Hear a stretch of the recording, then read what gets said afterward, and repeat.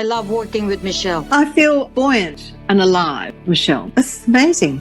I don't feel as though I've got to gather in all that negative crap. It's like a different planet. It opens up possibilities. I was suffering from grief and I could not make anything right with my business. But since the first session with Michele, I had a clarity that I could never explain.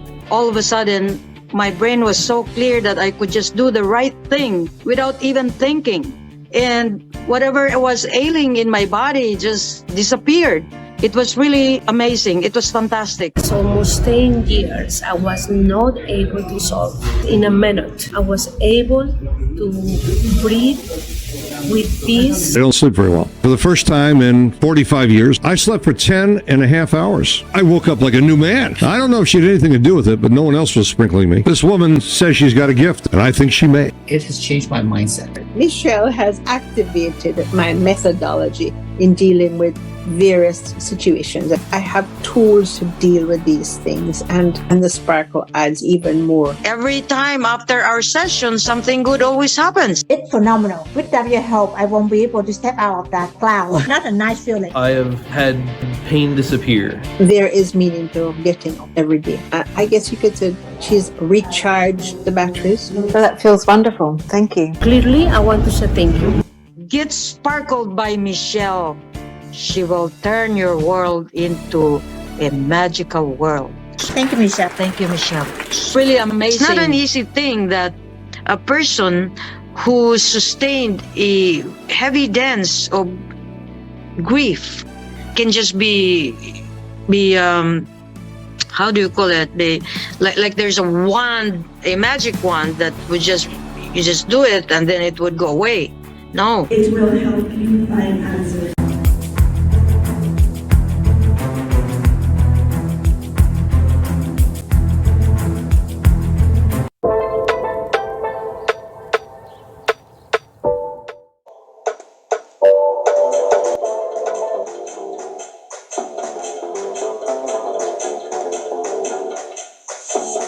Hi there, this is Michele Holang and welcome to episode 28 of the Sparkle Experience Show. And what I wanted to do tonight is to just acknowledge that there are a lot of people out there who are having health challenges, issues in their lives, and sometimes these throw a wrench into everything that we're doing.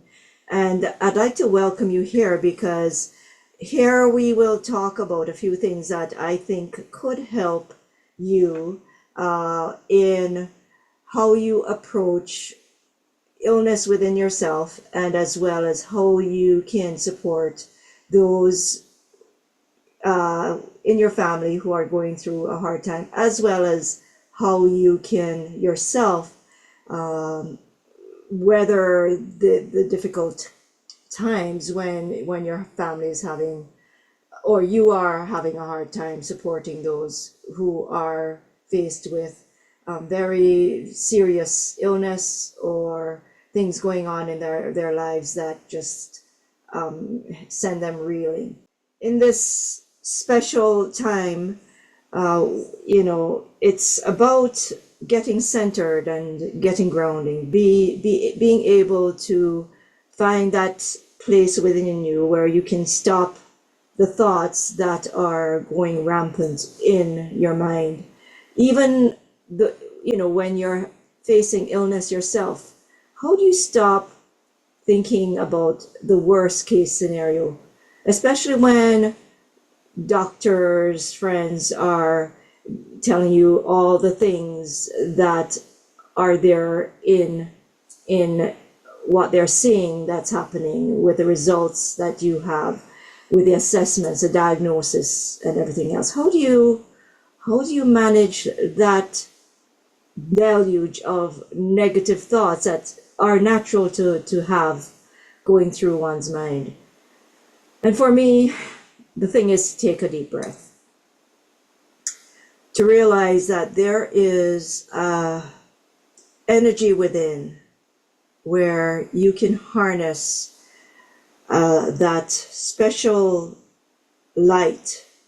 And I'd like to think of it as this feeling of love for yourself, of feeling that you have conquered other things in your life that have been difficult, and that you can get through this, even if it's your own health that is of question or in being challenged, that thing where you're wondering if you're going to get it through. And it's to really tap into that space of knowing that where there is a will, there is a way.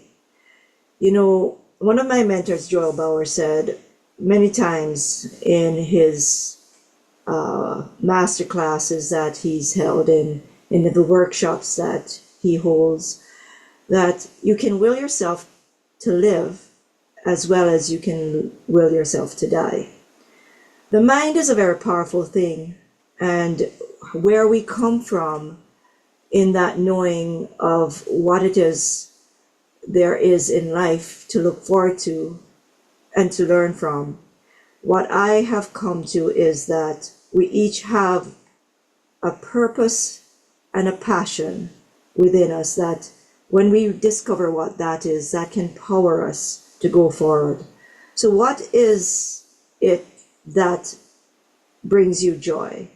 What is it that brings you feeling good, feeling in that space of just knowing that this is what you're here and meant to do? What is it that you stand for? Who are you? And in all of that, maybe, let's say that you're the one who has the illness. In all that, it is knowing that if you can find that thread of what it is, why it is that you are here, then when you do that, all beautiful things are possible if you can harness your mind, your spirit, to go beyond what you're feeling and go towards what it is you want to have. Whether it is more health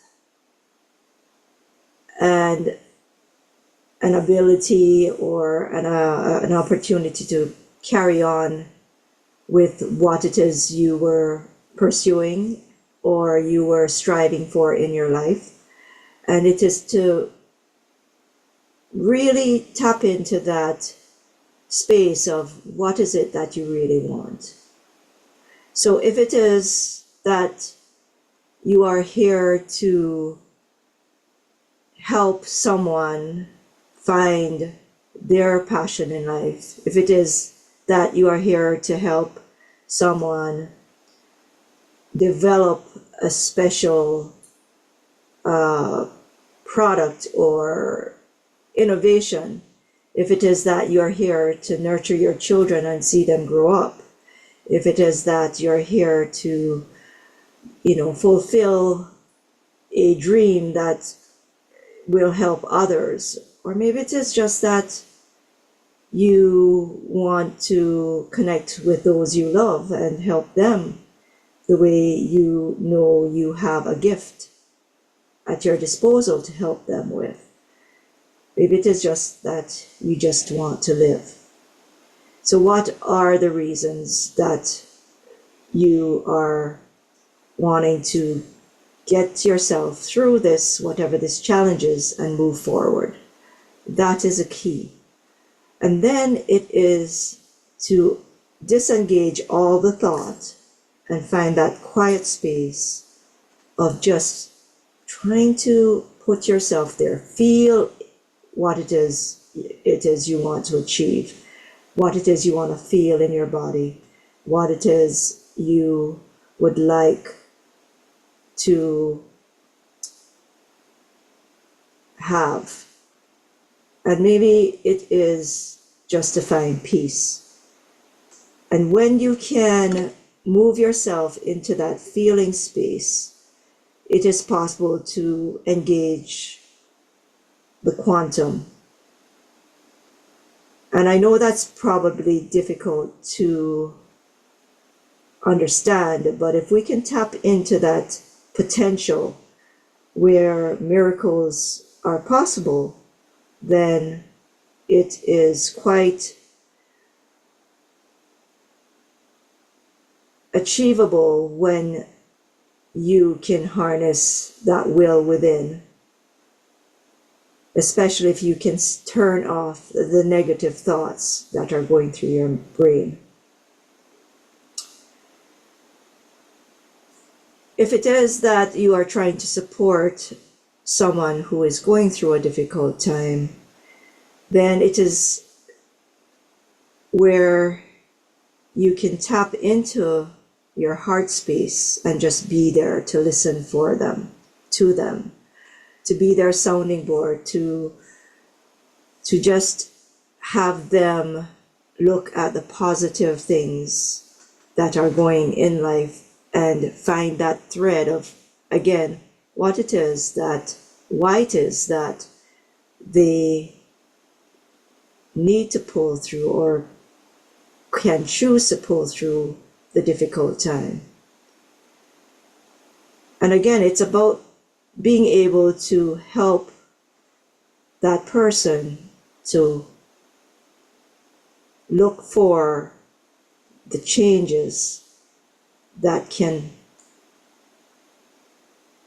help them to tap into their own source of energy and power, to tap into the mindset of being able to heal themselves. Because what I have come to learn is that we all have the ability to heal ourselves. But we've been told, and my mother told me this, that we were told that we couldn't heal ourselves, so we just don't even try, we just gave up. And I guess it's something that is hard to grasp, that, you know, no matter what, whether the doctors are telling you a certain thing, that even in that space, it is possible to heal yourself. The mind is a powerful thing. And one of the modalities that I came across in my journey is that of access consciousness. There are other ones, such as matrix energetics, which talks about the 2-point, where you have an issue where where there's a stuckness, getting them to stick and then collapsing into that space so that you can get to that wiggle room. It sounds perhaps out there, but these things can work, and they do work. The question is, are you open to a different way of looking at things, a different way of approaching things? It doesn't have to be where you're leaving the tried and the true and the allopathic way of doing things, but it's just a question of whether you are able to harness the ability to just consider that there may be a different way of approaching things.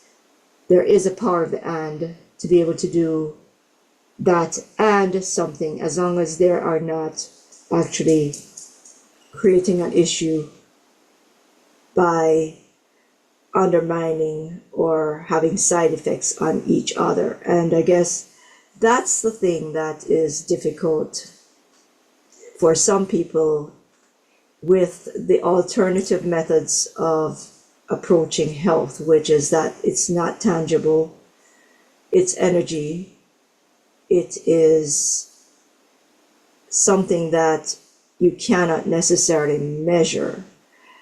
And then the question of, does it even work?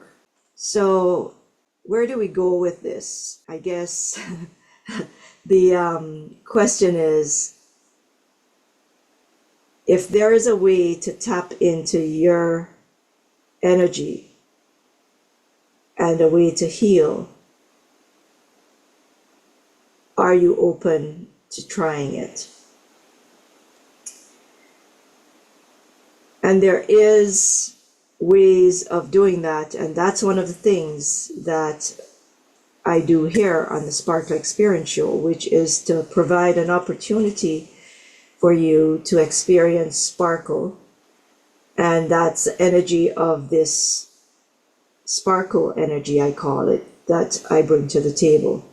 And whether you're going through yourself the issue or the challenge in health, or whether you're supporting others going through the challenge of regaining their health, everyone can benefit from sparkle, because sparkle brings an energy of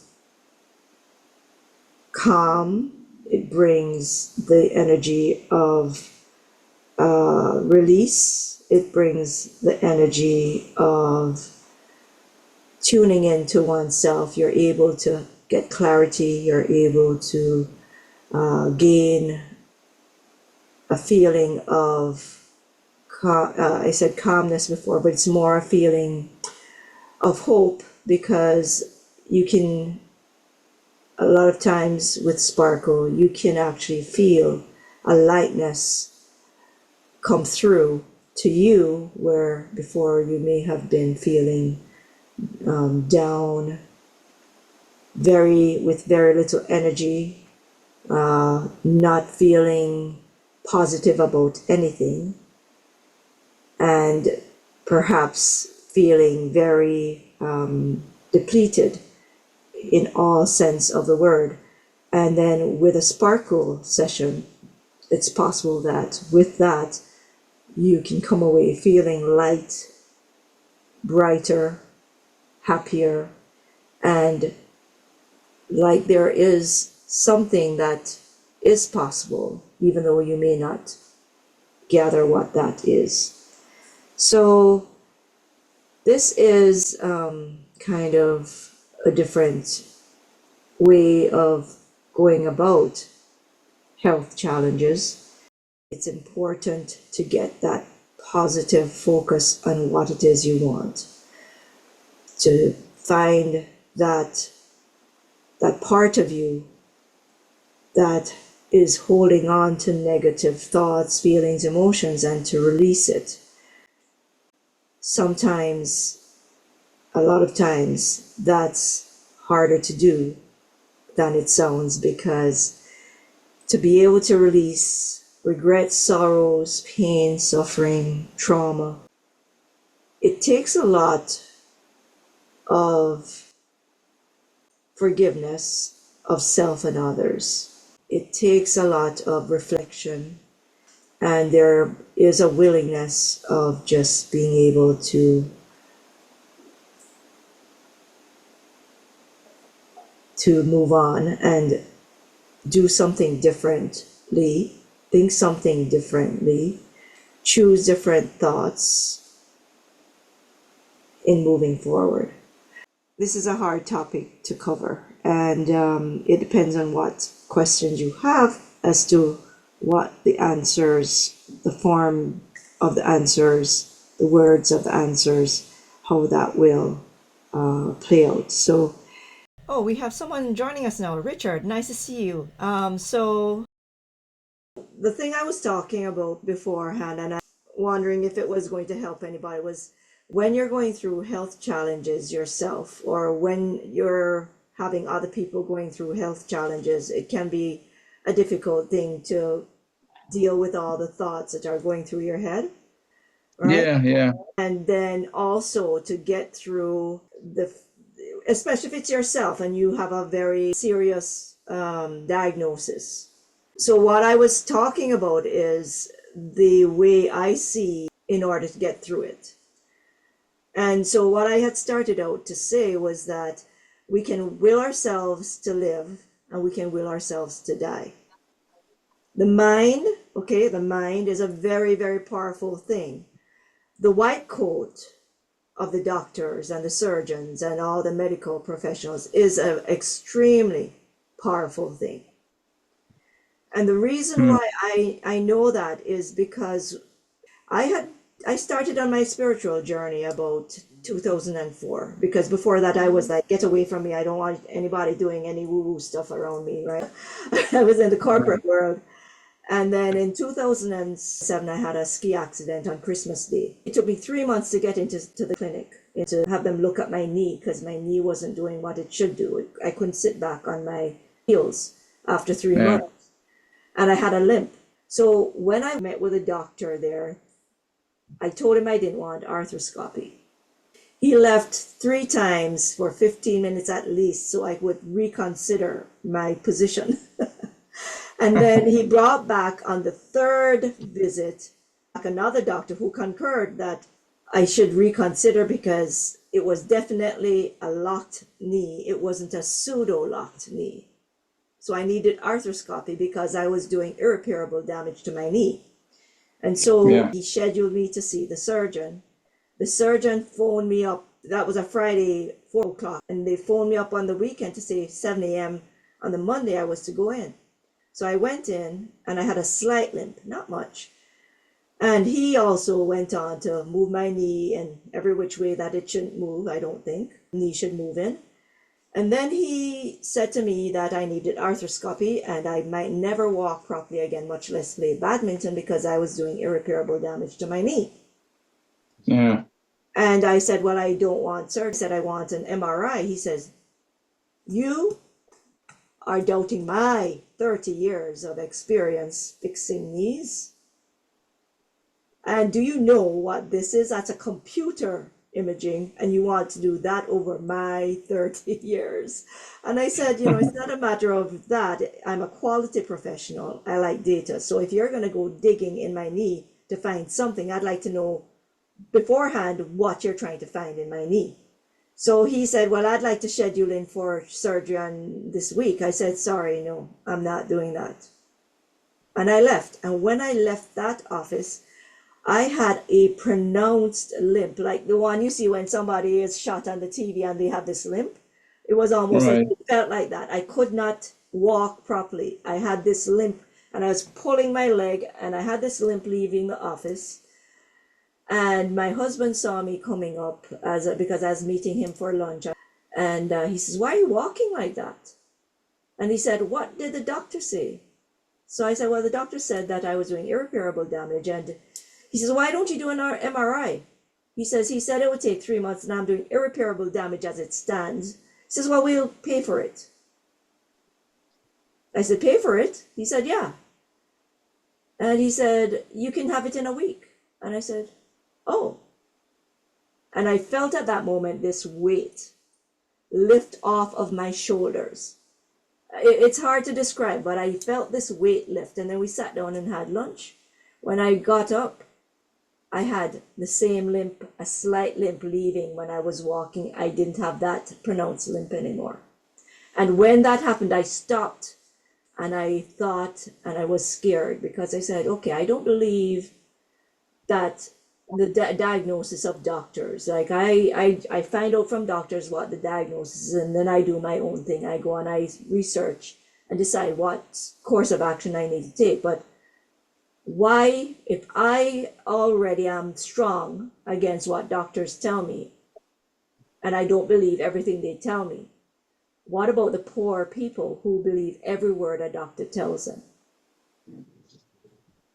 Because that incident, I knew how much I was trying to walk properly, like without that pronounced limp. And there was nothing I could do from the 5-minute walk to get to from the clinic to where I was meeting my husband. In that time, I could not get rid of that limp. No matter how hard I tried to stop it, I could not walk properly, meaning with a slight limp. So when I talk about, when you get the news yourself on what the issue is, it's to right there and then stop and say, okay, what do I want? Am I going to accept this? Or am I going to fight it? Am I going to get strong? Can I pull up the strength in me to just decide I'm not going to go with what this is? what can I do? So especially if surgery is involved, I don't like surgery, right? I've never, knock on wood, had surgery. So this is a thing I'm talking about. How do you steel yourself to find a strength within to not go down that exact path that you are diagnosed and you have that diagnosis and the prognosis and all these things that say, oh, this is going to happen. How do you stop yourself from actually following that exact path? And some people do that exact path of what someone in their best, with your best interest in heart, from their experience, they're telling you you're going to have. How do you then decide to go that path or to just stop it? Because I've met people who have stopped cancer in its track in my travels, okay? I met a lady and she was 80, she's 85, she's still around. And when I met her, we got chatting and she says, we were talking, she says, well, I beat cancer. I said, huh, what, how? And she said, well, I just decided, I went in for a checkup and they told me I had cancer and I decided I had no time for it. She says, I just decided I had no time for this. I had no time to get cancer. So I said, so, okay, so what did you do? Well, once I decided that, I took out my shotgun, my mental shotgun, and I shot all the cancer cells. And she said, the next time she went into the doctor, and they tested, she had no cancer. Okay, so that's a story that was told to me just by the by, but from my perspective, we have that ability to go down that path or not. We can give up to the morphic field of cancer, of the morphic field of heart issues, to the morphic field of whatever affliction there is, to the knee issue I had, right? Or we can decide that there has to be a different way. And we can do two things or three. We can do nothing. We can follow exactly what the doctor says and only what the doctor says. Or you can follow what the doctor says and do something else on top of it. Or you can actually there's four things. Or you can just decide you're not doing what the doctor says and you're going to go and find your own path. And this is all up to what the individual's risk and belief and determination is. Because you can't just go and say, I'm not listening and I'm just going to go a different way. It has to be a full body, whole body experience where you're in tune, mind, soul, heart, and body. The spirit, right? Your spirit has to be engaged. Everything has to be aligned. It can't be where you just think it and you're going to do it. You have to have full engagement in order to pursue that the way you want to go. If it's not totally allopathic, which is the regular medicine. Because there is a toughness of a mental toughness and a resolve within the heart space that is required. A tuning into who you are, what you know, what you believe in, belief in yourself, where you can move forward with it. And that is the thing that for all those people out there, and I know a few who are struggling with difficult times, it is to really have a conversation with yourself and to ask that question, what is it that I want to live for? What is it that there is inside of me that I can light up? Get that spark, as I call it, that sparkle going again, so that I can energize from within. I can find the power within me to light myself up so that I can overcome whatever this is. And then you have the support and the love of those around you, your family, your friends, your doctors, whoever is treating to help you through that journey as well. But the main thing is the you, the I am, the who you are, to being CEO of yourself. To actually, the difficult thing is to control what's going through your mind. Because once that big C word is mentioned, then it's all about, there's a morphic field that is so powerful it can stop anyone in their tracks. So it's to get beyond that and find, and then start to see yourself being healthy. Feel yourself being healthy.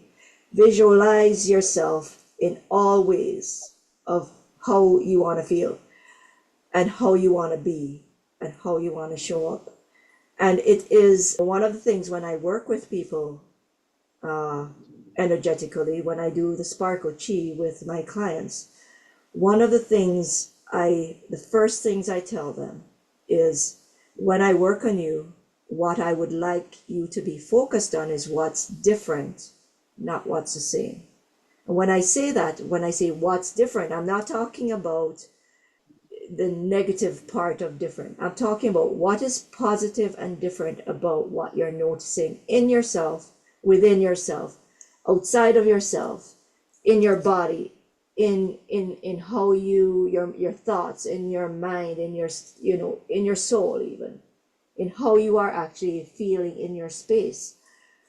Because the worst thing you can do is go still. I still am hurting. I still am grieving. I still feel, whatever. Because the word still brings your brain back to where you were before. So even if there's progress, you go still, even though there was a big change, you go still, and then it goes back to where you were anchored in before at the worst part, likely, because that's what your brain remembers, is the worst part of your experience so far. If it was pain, you'd go back to that still level of that pain, and then, and then compare it versus going forward and say, what is the way I really want to feel, where I was so vibrant and alive and I could move and I could run a mile, right? And where am I from there versus where I was in a lot of pain and I'm still. You see the difference? Yeah. Is there a difference?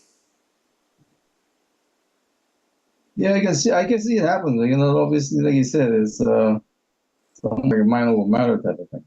Okay, so the key part of moving forward in any physical or mental or emotional challenges, moving forward to where you want to go, knowing where you want to go, or having an idea, even if you don't know where, putting it out there where it's better than where you were before, where you're trying to get from, and then moving there and have your thoughts focused on the forward, not on where you are coming from or where you want to escape from, right? Mm. You see what I'm saying?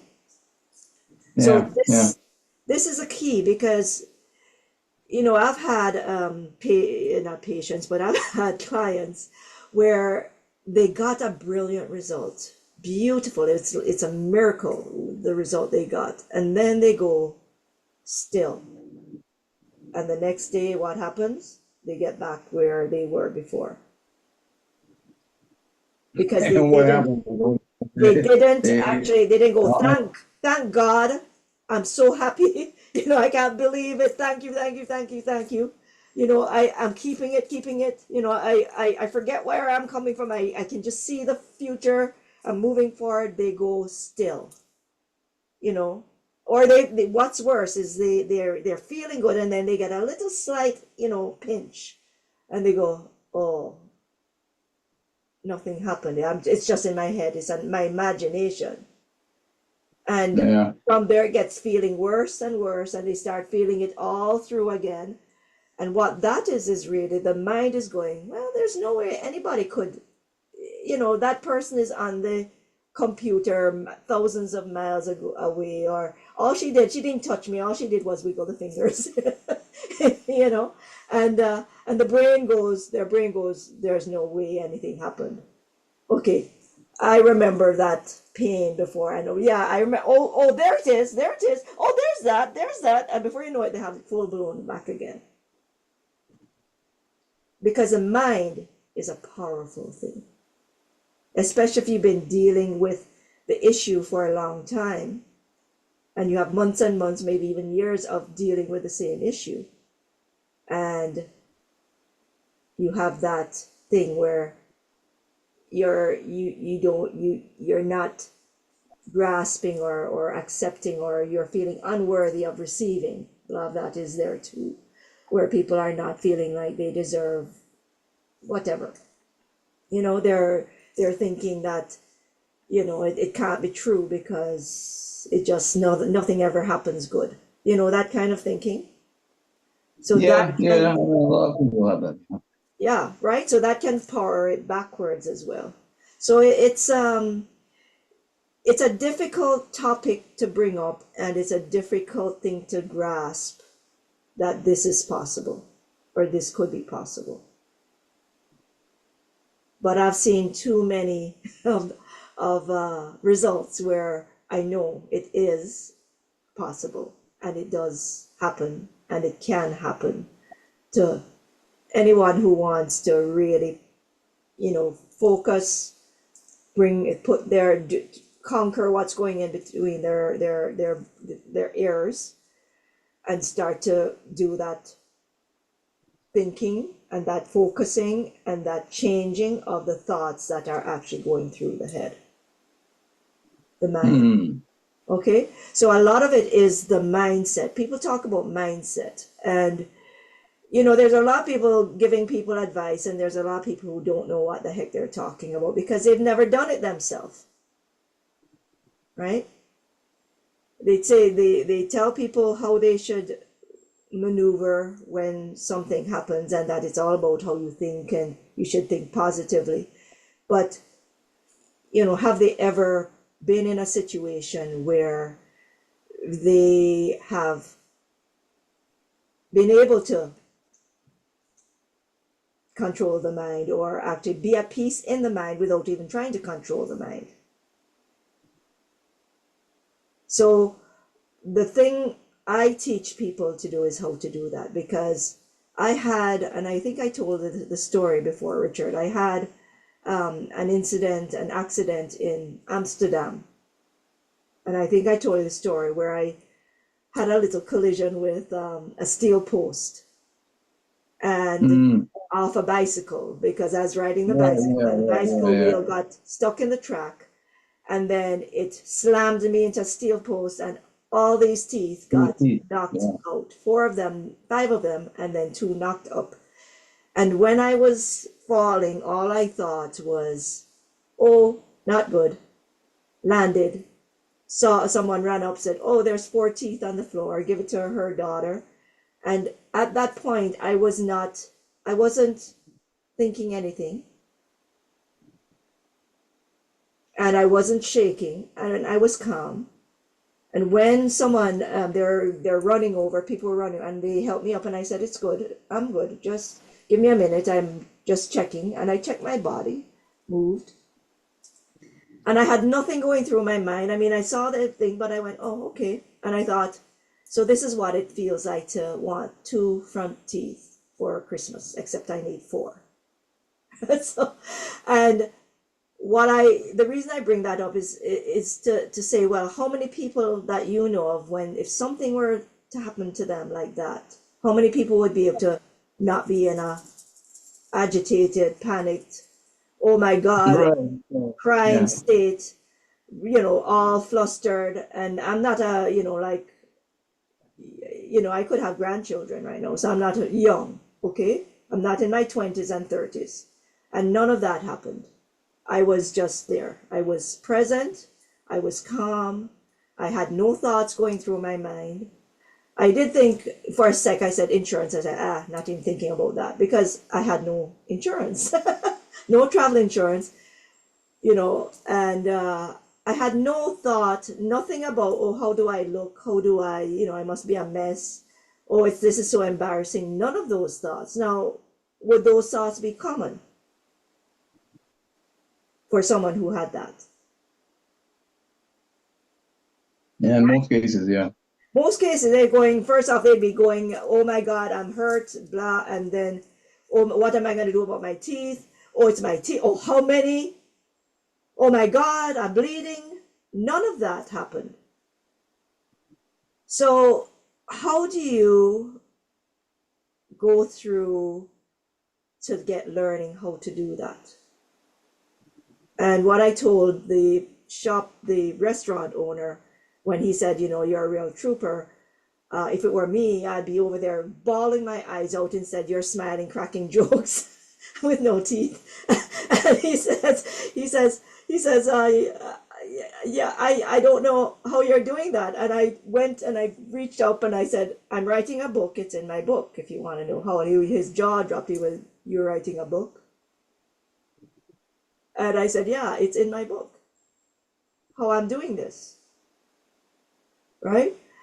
So it's getting to that point where you're self-aware, so much so that you're able to know what thoughts are yours and what thoughts are not. Because not all the thoughts you have are yours. Some of the thoughts are programs.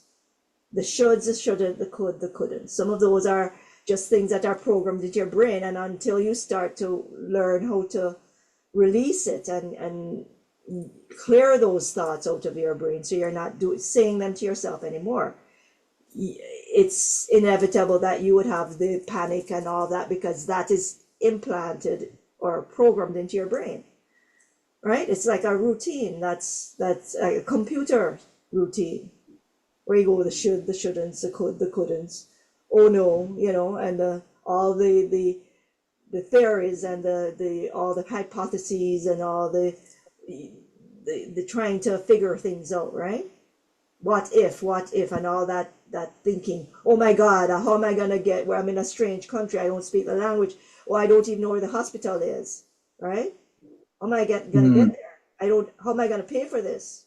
None of that was going through my mind. So that's a thing when we get sick ourselves, or we have others who are sick. How do we help them to manage their thinking so they can position the thinking to help them to get better faster or get better at all? And it boils down to being so aware that you can choose your thoughts and use your thoughts to instruct your body to heal itself, to help you to move forward, to instruct your body to calm down, because they talk about high blood pressure and that you need drugs. Well, what if you could put yourself in a space, meditate if you want to call it that, and get and calm yourself so that your blood pressure comes down instead of relying on drugs. So some people say that's far-fetched, and but I do it. It's a function of just having that belief and that determination in yourself that you have that ability within to do it. But as my mother told me many years ago, she says, everyone has the ability to heal themselves. Everyone. We all have, and I go a bit further, I say we all have God within us. We have a spark within us. We have they always say God is everywhere, but God is within too. We're all God. We have God within. But she said to me, we were taught that, or told that only God can heal, and that we can't heal ourselves. But if God is within us, can we heal ourselves, is my question. Okay? Because we're taught also that we have God within us, right? But I remember growing up in Catholic school, they said only God can heal. Well, if God is within me, then I can heal too.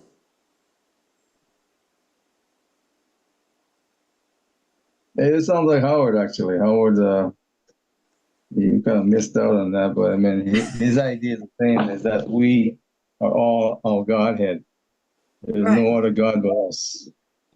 And therefore, part of his, I guess his pranadynamics thing, energy work, is that, 90% of the time, he says anyway, that most of our illnesses and stuff like that is self-inflicted. Well, my viewpoint, opinion, well, it's not opinion, my knowing on that, because I have a knowing, is that there are emotions and thoughts that when we are not able to clear it, the negative feelings, the negative thoughts, when we have enough of those that are weighing down on us, then or resentment, those kinds of things, right? Guilt, resentment, sorrows, doubt, shame, blame, all of those things, they weigh down on us. And when we have enough of that, if we're not able to vent it, a lot of people keep that in. They can't express it. Then that results in disease. And then that I don't know if you know fascia, which what Howard talks about. And he's basically saying the fascia is out inside our body that basically it allows the energy to flow through.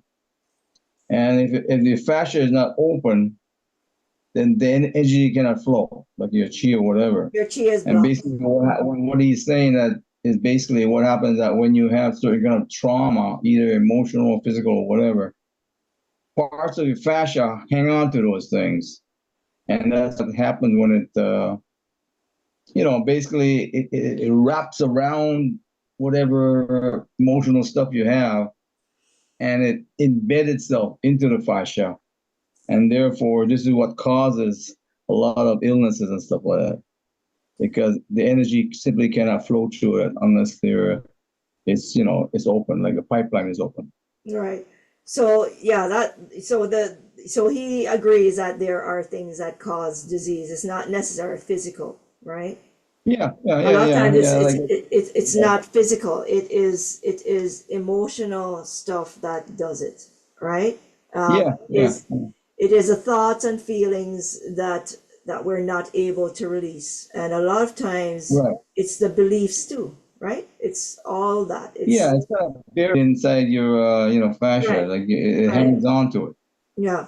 So I don't really myself say that it's a fascia or it's anything. I just say it's in the body, it's not released, and that's where sparkle comes in. Because when I do sparkle work or energy work, my sparkle chi, that very things that are ready to be released are released. And that's why when I work on people, a lot of times they lose wrinkles on their face. And they look younger, more vibrant. They get, they get back the sparkle in their eyes. They feel lighter. They feel brighter, because when you're able to release it, and sometimes you can't. It's hard to do it on your own, right? It's very difficult, especially when it's involved with having to forgive, and the hardest person to forgive is ourself. Hardest, right? To forgive oneself for something that you think you didn't do well enough, or you should have or couldn't, or whatever that is, or that you did. So the forgiveness of self is the hardest thing, and then forgiveness of others is the next thing. Right. Because when you don't forgive, that again is like a ton of bricks on top of your shoulders. And if you can't forgive, it isn't good for you, because it only affects you. So what I say to people is forgive, but don't forget. You can still forgive somebody even no matter what it is they did. You just don't forget the lessons, and you don't forget what they did. So you have that protection, that ability to protect yourself again. If something happens with that individual again, you make sure you learn from the lessons, but you forgive it, you don't forget it. Some people say forgive and forget. I say no. You need to forgive and remember, because the remembering is how you get better and you're able to move forward safely in your life. So it's to me, when you think of atrocities too, can you really forgive? And I'd say yes, even then you need to be able to forgive, because sometimes we don't know all the circumstances, and maybe the person had a hard time in life or blah blah. their lot will come, because what goes around comes around, you know, karma, whatever, if you believe in that. That is not my, I look at that, that's not for me. I'm not God to make that happen. But for me to live my best life, I need to be able to forgive. So I can move forward and have that be light, not have that heaviness weigh down. Right. There's a lot of people who say, I can't forgive this or I can't forgive that because that was so, you know, so not good or so evil or whatever. But it's still, even then, it's not helping the person who says that. Right? You know what I'm saying? Like, we're human. Yeah. We know what comes up when it comes up, and it's our human weakness why we do certain things. And you know, if somebody does it repetitively, that's one thing. If they did it once and it's, you know, maybe you can forgive a little bit more. But bottom line is forgiveness will heal a lot of things. Right? And then again, it's being able to help support those who are going through a difficult time. You have to be able to look after yourself too and release whatever you need to release. Right? So again, it goes back to the how do you become aware of what the thoughts are in your head so you can catch it. And I'm still working on that. I'm not perfect at it, but I'm a lot further ahead now than I was like 20 years ago.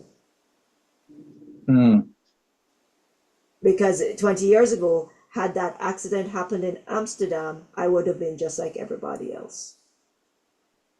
Right. You know, so my journey has been pretty deep, if I say that. It's been a learning experience. I've learned a lot of things from a lot of good, really, really special mentors, and it's amazing what we can uncover on the quantum side of things. Again, there's a place for allopathic medicine. I like to get results. I like to get data. I like to know what options are. And there's nothing that beats drugs and the advances on the technical side, on the medical side, with all the different advances in procedures, etc. But still, there is the quantum, which is magical, right? You can get tuned up, you can get energized so that you have more clarity and ability to think and see a course of action, right? If you have no energy, then it affects everything. You can't think through things because it's borderline depression sometimes if you're sick, right? The minute you can get energy, then it gives yourself that ability to reason and to see and have an idea of where you want to go. So that's, you know, I don't know, is this useful? Yeah. Because, you know, the other part is where we try and wish something on someone when it's their life as well, right? Meaning that everybody has a decision to make, a choice on what it is, how they want to pursue the care that they need, or the path that they want to go if they're going through a difficult time. Everybody has that choice, and we can say and express our opinions, but the bottom line is it's all, you know, it is that individual's choice. So I respect that. But they're just, you know, the thing to be cognizant of is what options are out there so that you can make the choice with having make an informed choice. And, you know, a lot of times beliefs come into play there, and also others' opinions as well, right? But it's really important to be centered and grounded when you're making these choices. And what helps is when you can understand which thoughts are yours and which ones are the programmed ones, which ones are the shoulds and the shouldn'ts.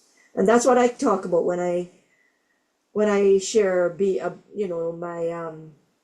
that line, be CEO of you, this chief executive officer of yourself. What I mean by that is where the shoulds and the shouldn'ts, you realize that that's not necessarily you talking. And you can manage those thoughts by recognizing which ones are your thoughts and which ones are really just programs or things that were suggested to you that you're getting now thinking it's your thoughts. So the ability to quiet those thoughts and know which ones are really your thoughts and which one is your higher guidance speaking to you. You see what I'm saying? So yeah.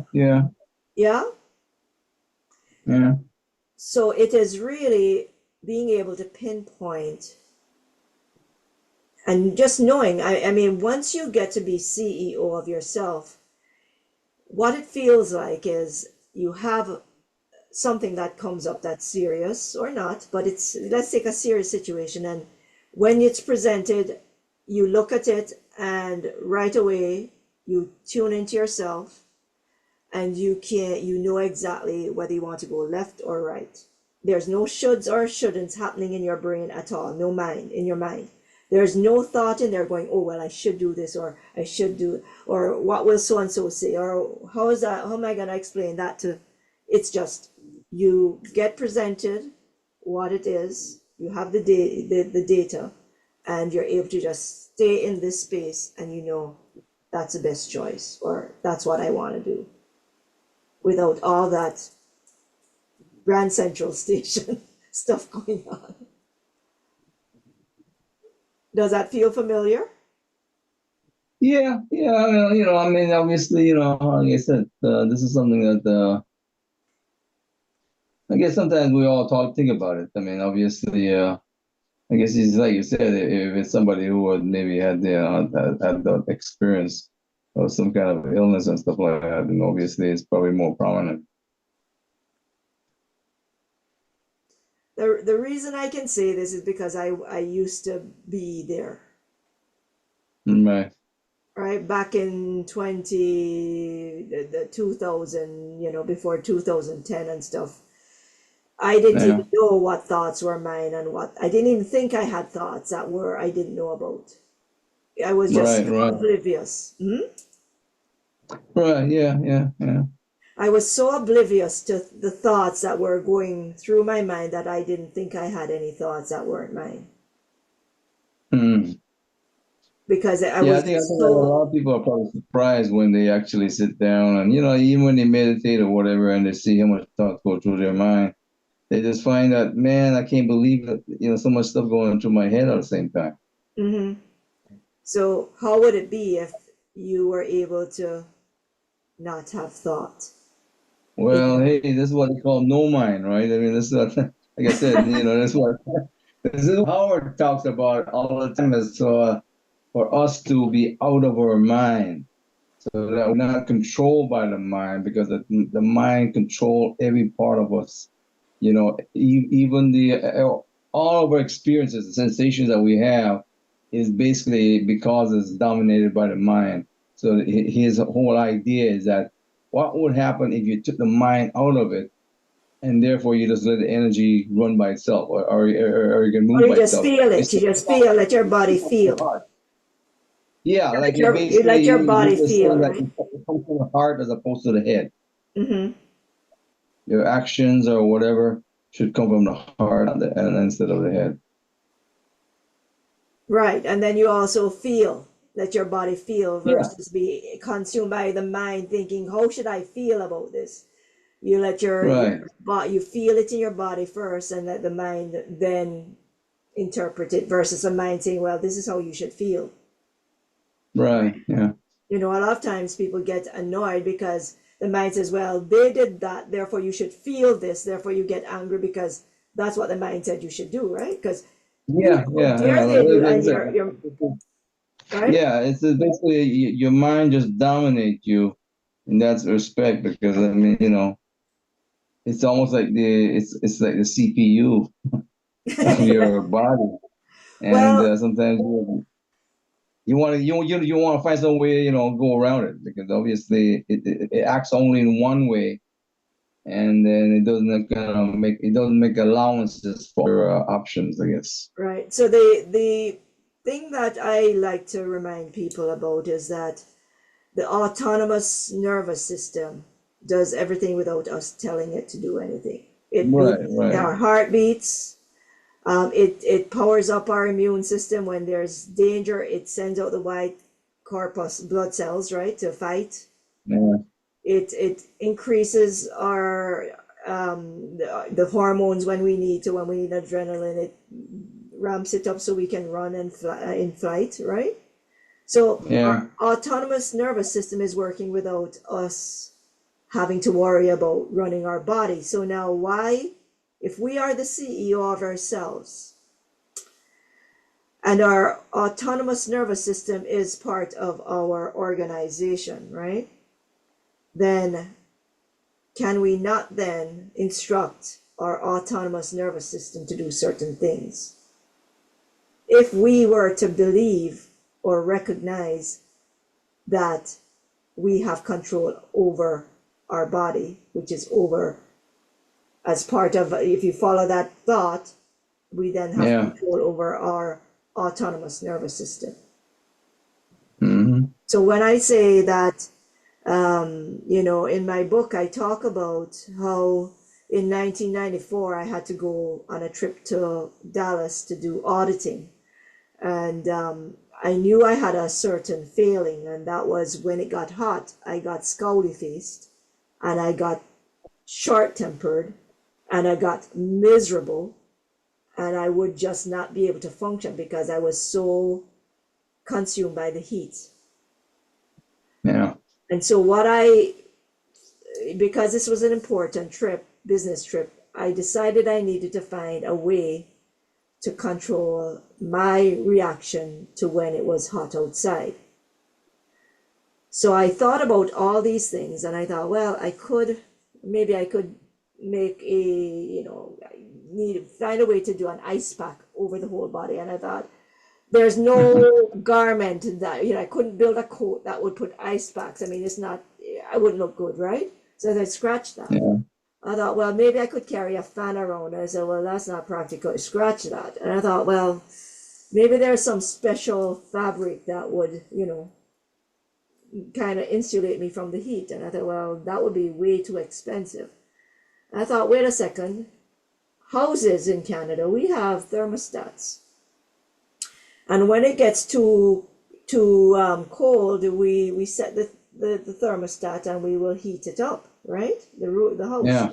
I said, but at the same time, if it gets too hot, we set the thermostat so the air conditioner comes on to keep us cool. And I thought, well, what if the house has a thermostat? My body must have a thermostat. So I thought, okay, I'll just set my thermostat at 75. I thought, what's a good temperature? I said, 75 degrees Fahrenheit. That's a good temperature. I like that temperature. It's neither hot nor cold. It's good. So I said, that's what I do. I'll set it at 75 degrees Fahrenheit. And I forgot about it. So that'll work. And then it was in June or July, it was like 100 degrees in Dallas when I got to the office in my wool jacket, because that's the only jacket I had. And I was listening to the taxi cab's radio, and it said it's 100 degrees. I think it was 99 degrees Fahrenheit, and it was 100 degrees humidity. And I thought, oh, interesting. And I opened the door, and there was not a bead of sweat anywhere on my body. I was comfortable. I was not hot or cold. Stepped out of the cab, I was fine. And if you know me, if you see me do Tai Chi, right? I'm sweating, right? Or if I play badminton, that's better. If I play badminton, I'm on the court in no time flat. I am soaking. I have very productive sweat glands, sweat pores. I had no sweat anywhere. I was not sticky. I was not hot. I was cool, collected, and present. And the funny part was I didn't even realize that was what was happening, because it wasn't until 2012 when I was at Hotel del Coronado for a conference. And I remember driving to the hotel, and the radio announcer said it was 100 degrees on Celsius on the beach at Hotel Del.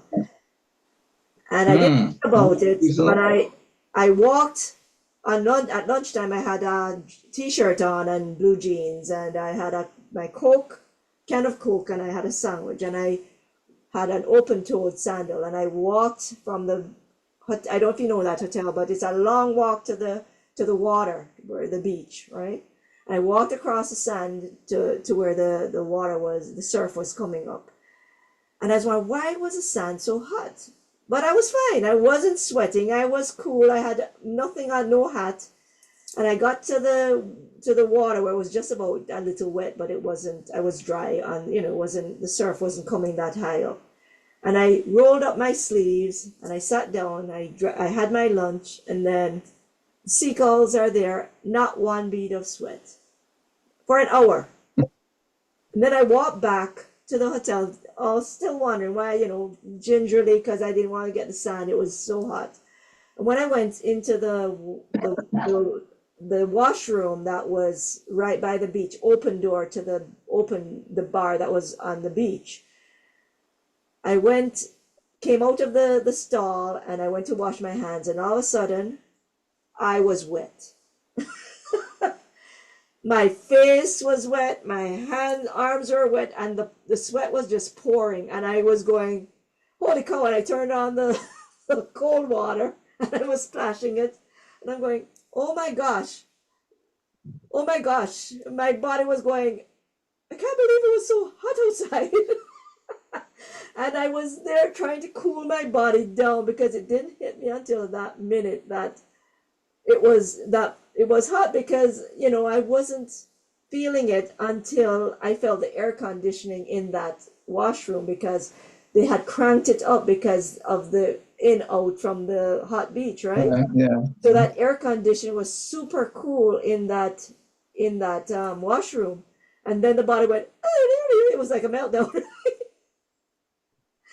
And then I realized that all those years I had been able to control my body temperature, where no sweat, no nothing was happening, because I had set my internal temperature at 75 degrees.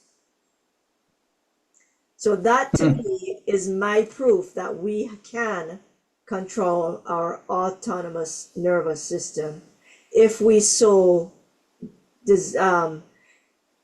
decide to take that control.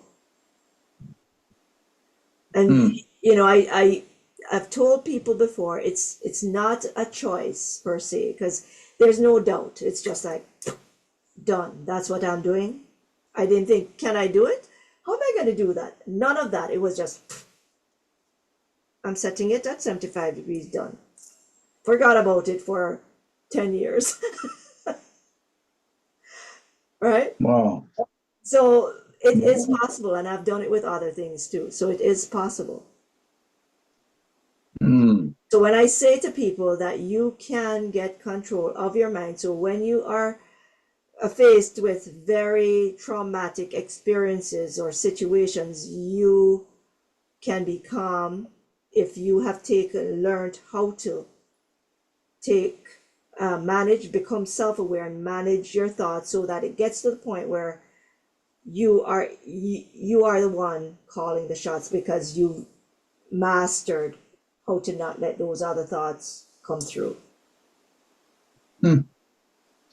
And sparkle has a lot to do with it too, because with a sparkle chi, what I found is, and I've observed, is that people, some of my clients, they actually experience results where triggers they had before the sparkle session are no longer there after the sparkle session, in so much as people who are around them are the ones who tell them, Mom, you've changed.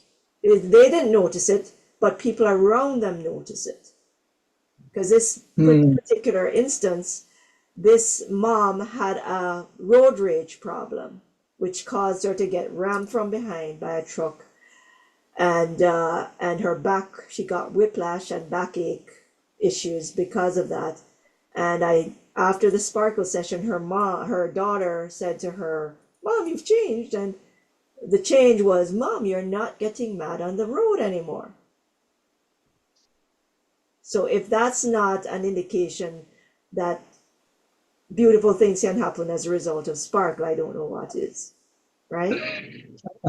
Okay, because there's that openness to explore what's new, what is possible.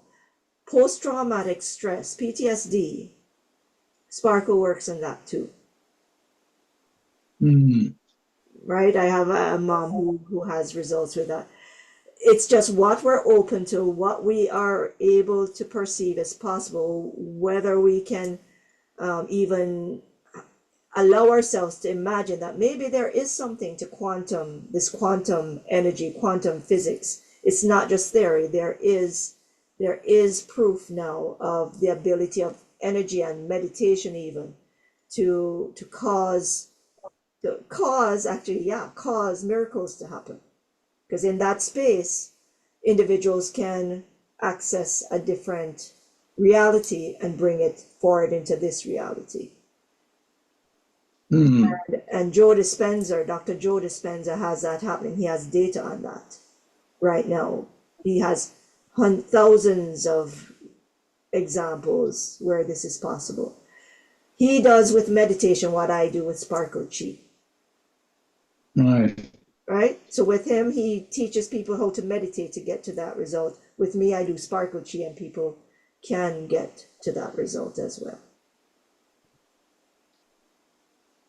But it's fascinating because he actually wires people up with measuring devices, and they can actually show through scientific data points and their stream of data that they collect during these workshops that correlate to the miracle happening right there, right then.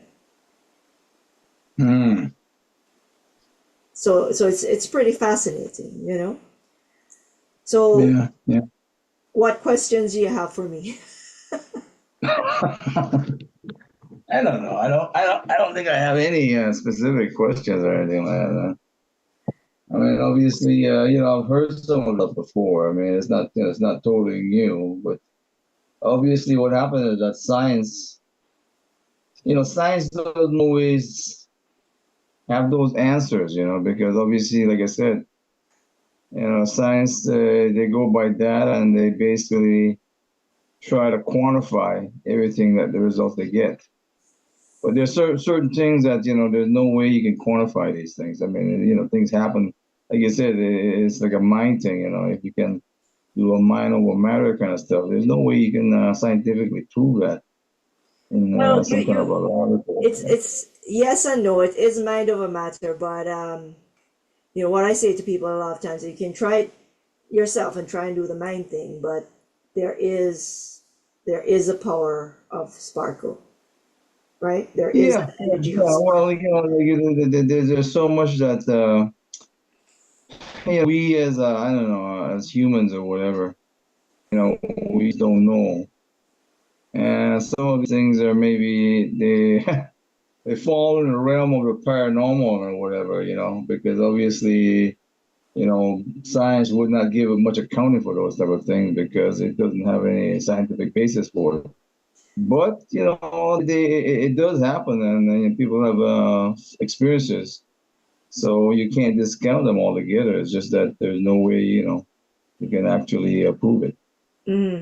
Well, there is what it is though too is the torsion field of the heart, and the Heart Math Institute. They have cardiologists there who study this effect. So the torsion field of the heart, Dr. Richard Bartlett talks about it. He says that field, the energy from the heart moves faster than the speed of light. And that's why Right. when you think about someone who is halfway across the world, you sometimes that person will phone you right away if you're sending love to them, because there's that Right. Right. right? So the torsion field of the heart is the way that we connect, and that's why energy work is possible distance, because that Yeah. Yeah. it's from Yeah. a place of love, right? Yeah. Well, this is another thing that sometimes we think of time and space, right? But sometimes those can collapse, like, and so there's timeless and there's spaceless. So therefore, even if you're 1,000 miles apart, you could be sort of in the same vicinity. Yeah, but the point too is that the heart, the love that we have for each other, that is what powers the healing. That's Right. what I believe. It's light, it's love, it's from supreme being up there. It Yeah. doesn't matter whether you call him God, Muhammad, whatever. I'm spiritual, I'm not religious, but I believe there's a higher source, a higher power, creator, whatever. Right. I like to Yeah. call God and so forth, but I'm not what's the word, tied to that, okay? Because I believe that Yeah. there is just a supreme power and being up there, and a Yeah. creator. And so when we tap into this space of love, and because of the heart's torsion field, it amplifies that energy. And some people have more heart torsion energy than others. So when we start to do this work, then the frequency increases. The higher your vibration that you vibrate at, the more energy you can muster, the more energy you have to give to others, the more energy, the more you can. I don't know if you've heard of the word entrainment, but when you have a higher energy there, then that energy can entrain lower energies to move upwards as well.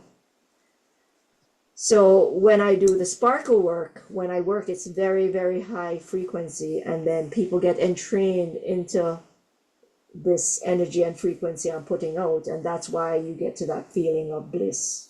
That's why you get to the feeling of lightness, and that's why you're able to actually feel feel like some people, they say they've never felt that way before. I had someone this weekend say after her sparkle session that it felt like she was floating in a balloon, and everything was light and free and happy, and she had no thought in her mind. And why? Because of that entrainment. And that's even quantum physics as well, right? So it's all based on the science of quantum physics, the single particle where you shoot it through the hole, and when you observe it, it hits the photographic plate as a dot, and when you're not observing, it goes into the waveform. Well, in the waveform, when it's in the waveform, that is where you can access a miracle, where things can take a different form, or, as I like to say, coalesce into perfect form, where before it might be broken, well, after it could be not broken, right? Right. Or it could be swollen and then it's not swollen. Or it could be painful and then it's not painful anymore. Or you could have no energy and then all of a sudden you have the energy because of that, what I like to call to the wiggle room. We're now on the call for probably about an hour. I'm just wondering, would you like a sparkle? Are you up to a sparkle session? Because that's part of the thing. And then you might, so what I'd like you to do, although you've been on now for a while, so you may already have a little bit of sparkle going on over where you are at now. So tune into yourself and feel yourself and notice how you're feeling. Are you level of energy, 1 to 10? All right. Okay, you have a number pegged. And then tension, well, a lot of times we store tension in the shoulders and the neck. Notice if you have any. I'm trying to relieve anything that I might have. I don't know. Yeah, think about it. Is there any tension anywhere in your body, in your neck, in your shoulder, in your back? Any aches, any pains? Any worries? I'm feeling a little bit on my neck, on my right side of my neck. I mean, I can Okay. feel a little bit of tightness in there. Okay, anything going on with worries in your mind, concerns, deadlines, anything that's just, stress. Yeah, So just I mean, notice I that. don't think I have anything that's very relevant now. Okay. All right. So just notice everything and anything, and then we can just start. So just pretend that you have this, visualize actually this column of light coming from the heavens down to your crown chakra, which is right on the top of your head. So just imagine this tube of Yeah, light with yeah. beautiful blue, light blue, glistening, sparkling light coming through, and then allow that light to just come into your body. Allow it, permit it, allow it to go all everywhere it needs to go, to all the cracks and crevices, into all the cells and membranes and tissue, into the bone, into everywhere that it's needed, and allow it to displace anything that's not of love and light, anything that's dark, heavy, negative, anything that's not serving you, that's not of your highest good. Just allow it to leave through the window, through the door, through the cord at the bottom of your feet to the very own special crystal, healing crystal. It could be rose quartz, clear quartz, carnelian, fluorite, amethyst, whatever your heart desires. Just allow it to go to that crystal and get cleansed with Mother Earth healing energy, grounding, nourishing Mother Earth energy. And as it gets cleansed with the wisdom of Mother Earth, just allow it then to come up through the cord at the other foot to join this beautiful cosmic energy that's going around right now throughout your body.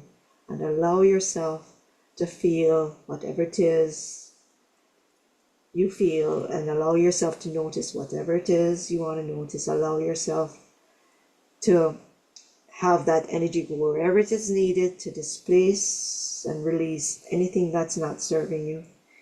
Doubts, fears, regrets, sorrows, blame, shame, embarrassment, fears, angst, regrets, whatever it is. Allow yourself to forgive yourself, forgive others, no matter if you know what it is or isn't. Just allow, because it will know what to release right now, right here. And just breathe in deeply all the goodness, all the blessings, all the love that is there coming to you from the heavens. Now allow yourself to know and to acknowledge that you are worthy, you are beautiful inside and out, you are deserving. And allow yourself to know that you are loved and that you are love itself. And just feel that energy coming through to you, going wherever it needs to go, energizing you, nourishing, bringing nourishment, revitalizing all your organs, all your tissues, cleansing, clearing, defragging your brain, your mind, bringing you peace and calm. You just feel that energy coming through. And just know that you are deserving. And allow yourself to store this energy in your dantian, right by your navel, so that you can call upon it whenever you need it. Feel that energy moving in. Allow the energy to be stored, because you can tap into it whenever you need it.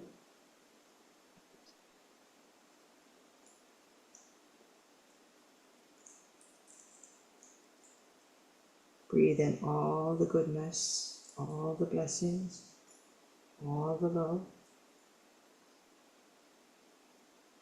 And release everything and anything, any dregs that are left behind. Allow those to leave right now through the window, through the door, through the cord at the bottom of your feet, so it can get cleansed there and come back up to rejoin this beautiful cosmic energy from the heavens, going through your body everywhere it's needed right now.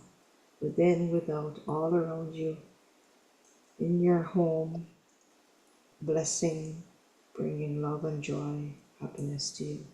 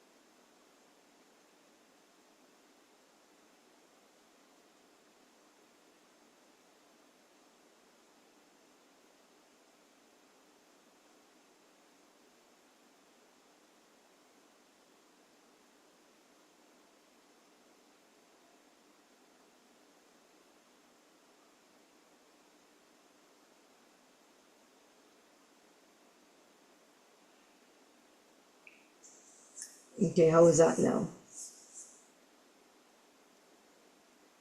Mm.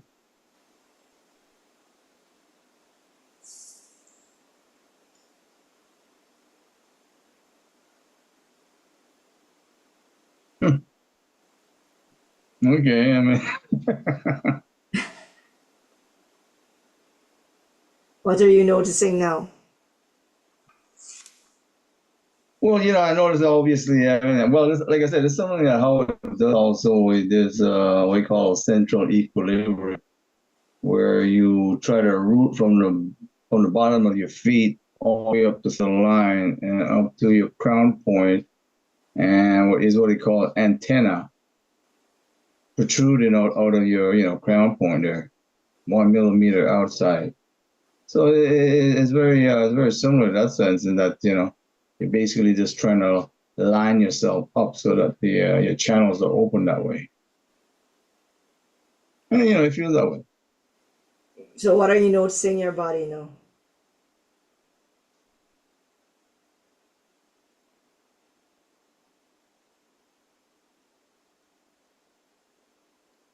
Man, it's hard to say. What's your energy level like now? It feels, I don't know,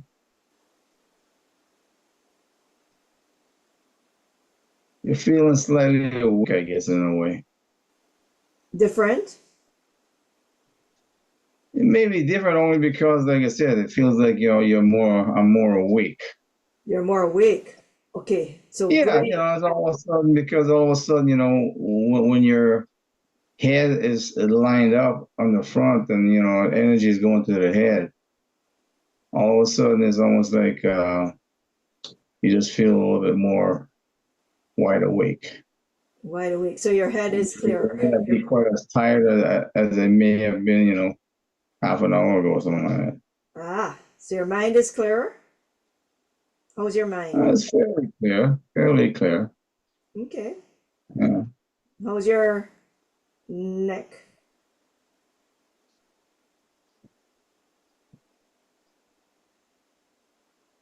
Yeah, there seems to have been a certain amount of alleviation on the tension in my neck there a little bit. Okay, so it's less, right? Yeah.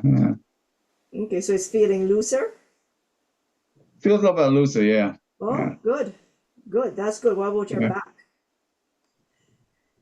The back's okay. Wasn't anything there at the beginning, so Okay, good. yeah. I mean, what the hell? It's it's interesting. Interesting. And, Well, the other thing is you're in Toronto. I'm in Edmonton, right? right. So obviously, there's quite a distance there. It only took me 4 hours to fly back here the other day. Yeah. Right? And so there is Tai Chi and I call it sparkle chi, right? Right. The thing with Tai Chi, I think it's more in a sense, I asked Nikki, I said, well, why are you moving using the energy part of Tai Chi, right? You know, what is the purpose? And I guess for me, I said to him, well, the purpose of learning how to move people without moving using a physical, with energy, Right. physically. Yeah. Right. In my mind Yeah. is if I'm alone and I need to get away from someone, I can move them with energy and run the other direction. Right? Well, yeah, that may be possible. That may be possible.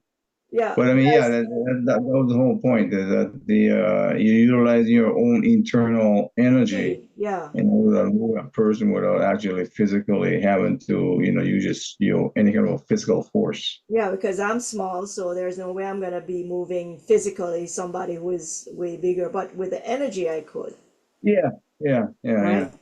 So I mean, with basically, all you have to do is try to get into their system. Like once you're able to touch them, and you get a tension line, then you use a tension line in order to get your energy into their body.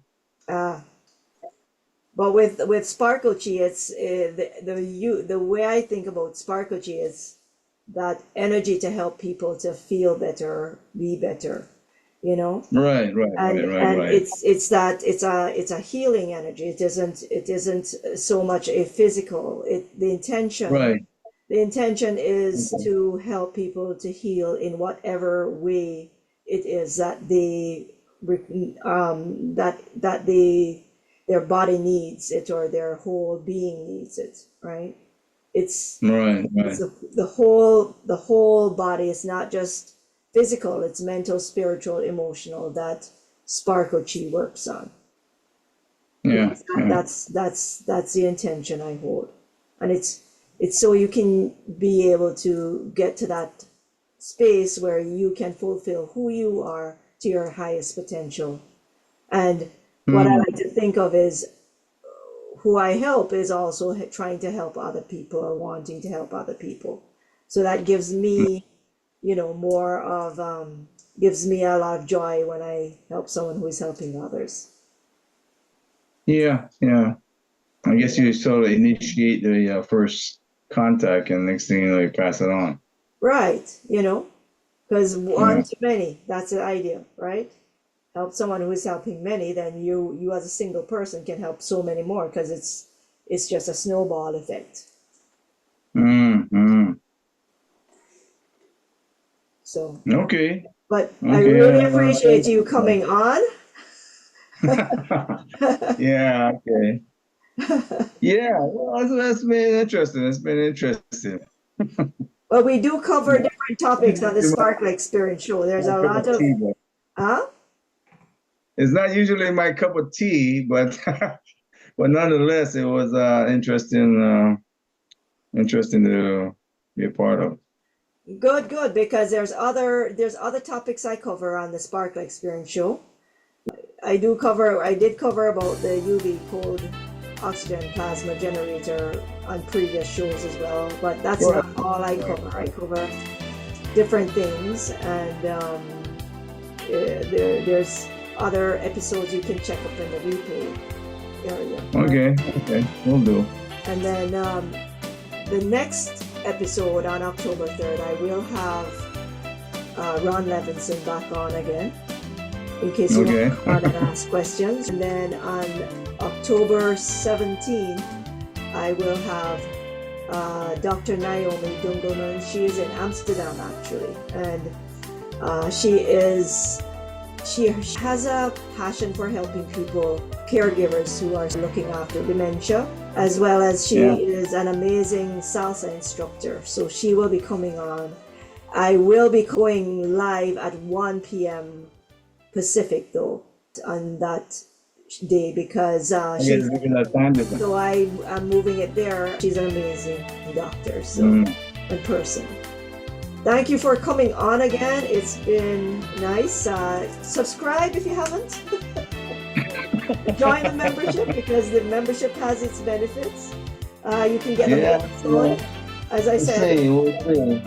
Yeah. Spread the word. Thanks again, Michele. You're welcome. We'll see you. Keep well until the next time. Yeah. Okay.